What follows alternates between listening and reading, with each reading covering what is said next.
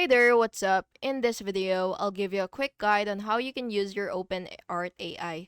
So this platform is really useful for generating unique AI art and creative visuals based on your prompts, helping you to bring your ideas to life quickly.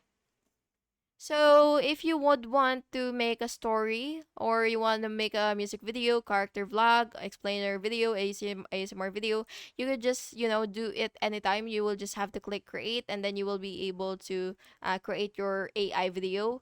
You can use from this or this or this. There are a lot of things that you could choose from, which is really great.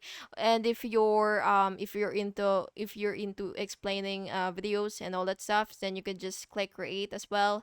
And for character vlog, you can choose any character that you want for your AI vlog.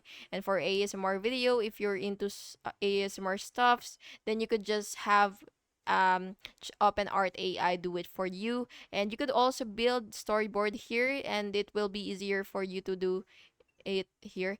And there are a lot of tools here that you could choose from, so you can either choose from lip sync video, chat to edit, and yeah, there are a lot. So you just gotta explore the website so that you will be able to maximize all of its features and tools.